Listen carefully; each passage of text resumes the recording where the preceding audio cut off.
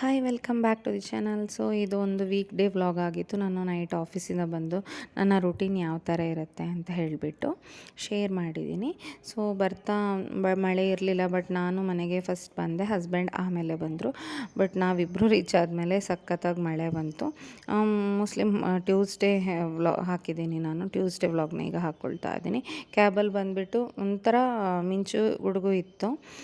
ಹಾಗೆ ಫಸ್ಟ್ ನಾನು ಬಂದೆ ಆ್ಯಕ್ಚುಲಿ ಮನೆಗೆ ಬಂದಮೇಲೆ ನಾನು ಫಸ್ಟ್ ಬಂದಿರೋದ್ರಿಂದ ನಾನು ಬಂದು ಸ್ವಲ್ಪ ಫ್ರೆಶ್ ಅಪ್ ಆಗಿ ಅಡುಗೆ ಎಲ್ಲ ಬೆಳಗ್ಗೆ ಮಾಡಿ ಹೋಗಿರ್ತೀನಿ. ಸೊ ಫಸ್ಟ್ ಒಂದು ಕೈಕಾಲು ತೊಳ್ಕೊಂಡು ಆಮೇಲೆ ಅನ್ನ ಎಲ್ಲ ಬಿಸಿಗೆ ಇಡ್ತೀನಿ. ಅನ್ನ ಸಾಂಬಾರು ಏನು ಮಾಡಿರ್ತೀನೋ ಅದನ್ನು. ಅದಾದಮೇಲೆ ನಾನು ಅಂದರೆ ಹಸ್ಬೆಂಡ್ ಬಂದಮೇಲೆ ನಾನು ಊಟ ಮಾಡ್ತೀನಿ.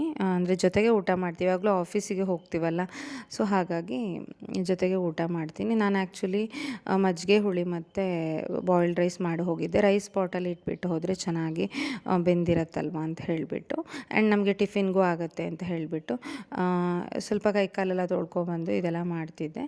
ಸೊ ಬೆಳಗ್ಗೆ ಇಟ್ಟಿರೋದು ಪಾತ್ರೆಗಳೆಲ್ಲ ಸ್ವಲ್ಪ ಒಳಗಡೆ ಇಟ್ಟು ಈ ಥರದ್ದೆಲ್ಲ ಮಾಡ್ತಾಯಿದ್ದೆ. ಅದಾದಮೇಲೆ ನೋಡಿ ಅದೇ ಮಜ್ಜಿಗೆ ಹುಳಿ ಸ್ವಲ್ಪ ಬಿಸಿ ಆಗೋಕ್ಕೆ ಇಟ್ಟಿದ್ದೆ ನಾನು. ಅನ್ನ ರೆಡಿ ಇತ್ತು. ಹಾಗೆ ಹಸ್ಬೆಂಡ್ ಬಂದಮೇಲೆ ಸ್ನಾನ ಎಲ್ಲ ಮುಗಿಸ್ಕೊಂಡು ಆಮೇಲೆ ಊಟ ಮಾಡ್ತೀವಿ.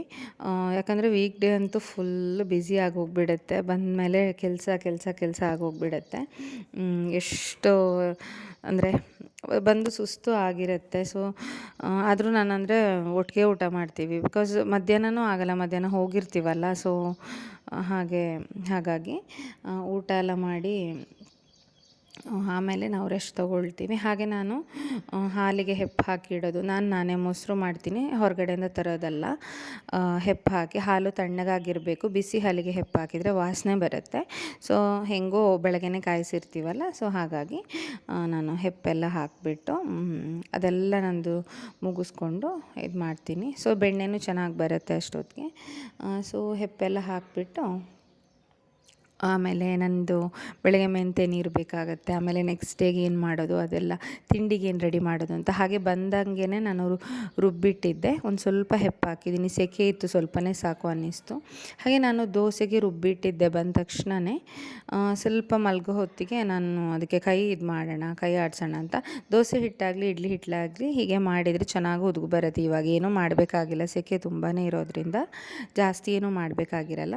ನನಗೆ ದೋಸೆ ಮಾಡಿದರೆ ಈಸಿ ಆಗುತ್ತೆ, ಬಿಕಾಸ್ ಟಿಫಿನಿಗೆ ಒಂದೊಂದು ಸತಿ ತಿಂಡಿ ತೊಗೊಂಡು ಹೋಗ್ತೀನಿ ನನಗೆ ಊಟ ಬೇಡ ಅಂತ ಅನಿಸಿದರೆ, ಹಾಗೆಲ್ಲ ಇದೆ. ಸೊ ಅದಾದಮೇಲೆ ಊಟ ಆದಮೇಲೆ ಪೀರ್ ಹಣ್ಣು ತಂದಿದ್ದರು ಹಸ್ಬೆಂಡ್, ಯಾವಾಗ ಅಂದರೆ ಒಂದಿನ ತಂದಿದ್ದರು. ಸೊ ಅದು ತುಂಬ ಜ್ಯೂಸಿ ಇರುತ್ತೆ, ತುಂಬ ಟೇಸ್ಟಿ ಇರುತ್ತೆ, ಇವಾಗ ಸಿಗುತ್ತೆ ತುಂಬ. ಹಾಗಾಗಿ ನಾನು ಪೀರ್ ಹಣ್ಣನ್ನ ಕಟ್ ಮಾಡ್ತಾಯಿದ್ದೆ. ಹಾಗೆ ಬಾಳೆಹಣ್ಣು. ಸೊ ನಾನು ಸ್ವಲ್ಪ ಹೆಲ್ದಿ ಲೈಫ್ ಸ್ಟೈಲ್ ಮೇಂಟೈನ್ ಮಾಡ್ತೀನಿ, ಫ್ರೂಟ್ಸ್ ತಿನ್ನೋದು ಈ ಥರದ್ದೆಲ್ಲ ಮೇಂಟೈನ್ ಮಾಡ್ತೀವಿ ನಾವು ಇಬ್ಬರೂ ಅಷ್ಟೇ. ಸೊ ಹಾಗಾಗಿ ಊಟ ಆದಮೇಲೆ ಒಂದು ಸ್ವಲ್ಪ ಫ್ರೂಟ್ಸ್ ತಿನ್ನೋಣ, ಹೆಲ್ದಿಯಾಗಿರುತ್ತೆ ಅಂತ ಅನ್ನಿಸ್ತು. ಹಾಗೆ ಕಟ್ ಮಾಡ್ಕೊತಾ ಇದ್ದೆ.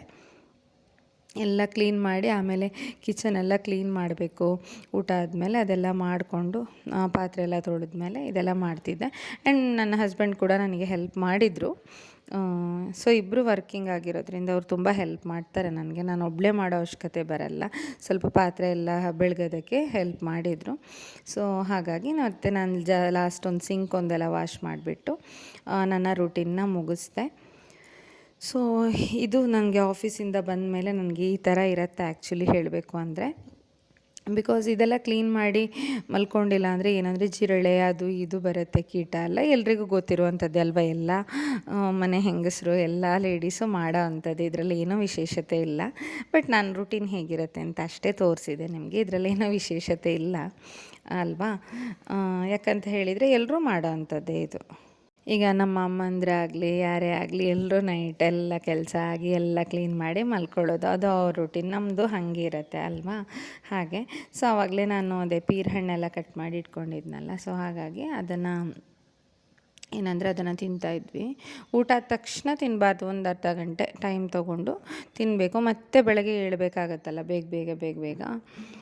ಸೊ ಎಲ್ಲನೂ ನಾನು ರೆಡಿ ಮಾಡಿ ಇಟ್ಟು ಮಲಗೋತಿ ಲೇಟ್ ಆಗುತ್ತೆ. ಅದು ಆ್ಯಕ್ಚುಲಿ ಏನಂಗೆ ಅಂದರೆ ಆ ಕಡೆ ಎಲ್ಲ ಮಳೆ ಇತ್ತು, ನಮ್ಮ ಮನೆ ಹತ್ರ ಬರಬೇಕಾದ್ರೆ ಮಳೆ ಇರಲಿಲ್ಲ. ಸೊ ಕ್ಯಾಬ್ ಏನಾಗುತ್ತೆ ಲೇಟ್ ಆಗುತ್ತೆ, ಮಳೆ ಬಂದ ತಕ್ಷಣ ಟ್ರಾಫಿಕ್ ಕ್ರಿಯೇಟ್ ಆಗುತ್ತೆ.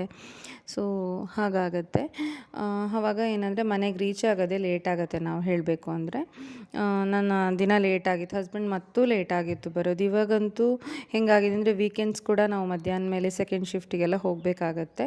ಸೊ ಹಾಗಾಗಿ ಬ್ಯುಸಿ ಅಂತ ಅನಿಸುತ್ತೆ, ತುಂಬ ಬ್ಯುಸಿ ಅಂತ ಅನಿಸುತ್ತೆ.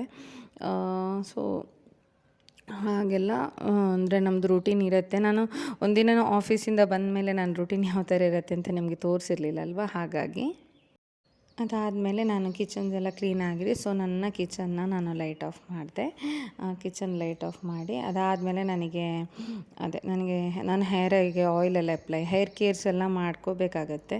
ಎಲ್ಲ ಆಗಬೇಕಾದ್ರೆ ರಾತ್ರಿ 10:30 11 ಹೀಗೆಲ್ಲ ಆಗುತ್ತೆ. ಒಂದು 2 ಅವರ್ಸಲ್ಲಿ ಇಷ್ಟೊಂದು ಆಗುತ್ತೆ. ಇದು ಆಯಿಲ್ ಅಪ್ಲೈ ಮಾಡ್ಕೊತಾ ಇದ್ದೆ. ಅದೆಲ್ಲ ಆದಮೇಲೆ ಆಯಿಲ್ ಅಪ್ಲೈ ಮಾಡಿಕೊಂಡು ಮತ್ತೆ ನಾನು ರೆಸ್ಟ್ ಮಾಡಿದೆ. ಹಾಗೆ ಸ್ವಲ್ಪ ಸ್ಕಿನ್ ರೂಟೀನ್, ಹೇರ್ ರೂಟೀನ್ ಎಲ್ಲ ಮಾಡ್ಕೋಬೇಕಾಗತ್ತೆ ಅಲ್ವಾ, ಹಾಗೆ ಮಾಡ್ಕೊತಾ ಇದ್ದೆ ನಾನು.